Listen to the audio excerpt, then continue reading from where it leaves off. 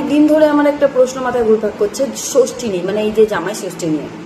তো ব্যাপারটা হলো, আমি দেখেছি মেয়ের মাদেরকে প্রথমে ষষ্ঠী ধরায় না।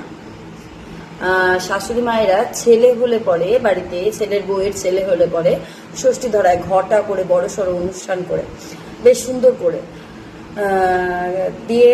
আমার প্রশ্ন এটা না, আমার প্রশ্ন হলো যে ধরো ছেলের মাকে ঘটা করে ষষ্ঠী ধরালো, তারপর যখন ছেলেটা বড় হলো, ছেলেটা চলে যাবে বউয়ের বাবার বাড়ি ষষ্ঠী করতে, জামাই হয়ে যাবে, সে জামাই ষষ্ঠী করতে চলে যাবে শ্বশুর বাড়ি।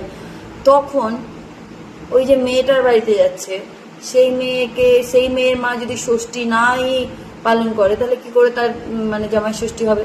আর এদিকে ছেলের মাটাই বা কি করবে ওই ষষ্ঠীর দিন? তো ছেলে বাড়িতে নাই, ষষ্ঠী করতে চলে গিয়েছে। আমার এই প্রশ্নের উত্তরটা জানার খুব আগ্রহ, মানে আমি জানি না আমি কি করে কি হয়। তো যারা যারা জানো অবশ্যই কমেন্ট করো, আর যদি না জানো তাহলে ভিডিওটাকে শেয়ার করে দাও, তাহলে যারা জানবে তারা বলবে আমাকে। ঠিক আছে, জ্বালাস না বাবা।